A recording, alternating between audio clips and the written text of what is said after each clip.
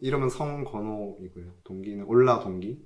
청년부에서는 현재 리더로 섬기고 있습니다. 청년사랑축제가 박이현 홍재님의 간증으로 진행이 되고 그 이후에 이제 각자의 셀에서 간증을 소위 나누는 그런 순서가 있는데 그거를 어떻게 진행할까 문화선교국에서 같이 고민하다가 좀 샘플로 이렇게 좀 하는지 뭐 보여주면 좋을 것 같다라는 논의를 해서 이제 앞선 진우 형제님 이후에 이제 제가 촬영을 하게 되었습니다. 간증이라는 것이 사실 예수님 외에는 다 불완전하잖아요. 사실 인간이라는 존재가. 근데 그 불완전한 존재가 간증을 한다는 것 자체가 굉장히 조심스러운 일인데 성건호 그렇지 않은데 간증에서는 그렇고 그분들의 모습에서는 그렇지 않은 모습이 있을 수 있는데 이제 그런 데서 오는 또 괴리감과 시험이 있을 수 있으니까 당연히 간증의 자리는 조심스럽지만 좀 세워진 자리에는 부담이 있더라도 좀 감사하게 순종해 나가죠. 뭐 그런 부분을 항상 갖고 그래서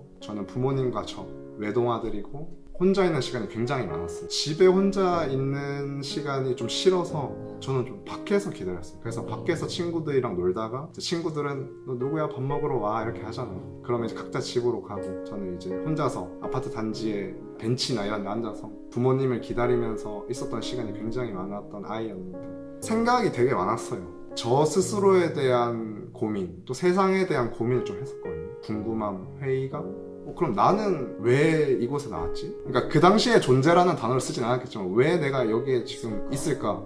내가 앞으로 어떻게 살아가야 되지? 좀 이런 그러니까 초등학교 때 좀 고민이 많았나 봐요. 좀 특이한 아이였어요. 교회를 처음 가게 된 거는 초등학교 1학년 때 처음 교회를 갔어요. 예배 내용 하나도 기억 안 나요. 솔직히 어렸을 때 제 기억은 아마 초등학교 한 4학년쯤인가? 조금 머리 컸다고 이제 안 가려고 했어요. 아, 너 왜 가야 되지? 일요일, 주일 너무 졸리고 피곤한데 좀 더 자고 싶고 엄마한테 약간 좀 반항했어요. 아, 안 가겠다. 그런 속에서도 아까 얘기했던 존재론적인 고민과 세상에 대한 고민이 있었어요. 저는 교회를 이제 안 가기 시작했지만 저희 어머니는 더 열성적으로 예수님을 정말 인격적으로 만나는 그거를 제가 눈앞에서 목도했어요. 사실 육아 워킹맘이잖아요. 또 체육도 왜소하세요. 근데 이제 체력적으로 힘드셔서 맨날 주말에 주무시던 분이 맨날 교회를 간대요. 도대체 교회에 뭐가 있길래 이렇게 열심히 가지? 저희 어머니의 그런 변화되는 모습을 보니까 이렇게까지 바꿔놓은 하나님이 누구시길래 이렇게까지 엄마 하나님은 뭐 어떻게 엄마를 이렇게 했어? 뭐 근데 하나님이 있으면 세상은 왜 이래? 뭐 이런 식으로 좀 반항적인 질문도 많이 하고 이제 그런 속에서 저의 존재론적인 고민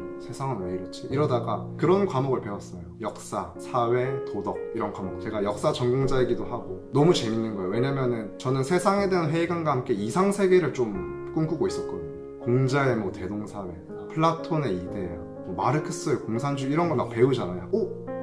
저런 사회도 되게 괜찮구나. 저렇게 생각할 수도 있겠구나. 어린 나이지만 조금씩은 알고 듣게 되잖아요. 그러면서 제 나름대로의 계속 이상사회를 꿈꾸고 있었어요. 근데 또 공부하면 공부할수록 의문이 생기는 거예요.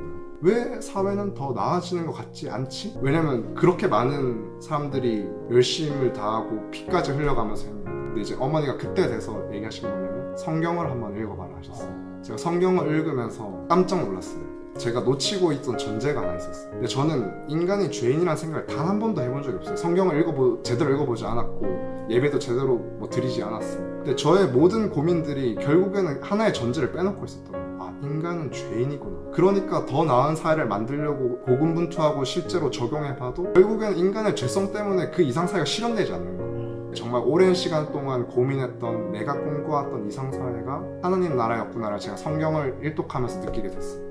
그리고 그 책을 읽으면서 느끼는 건 이 책은 너무 인간을 잘 담고 있는 것 같은 거예요. 하나님이 정말 우리를 만드신 창조주시구나를 그때 또 한 번 느꼈어요.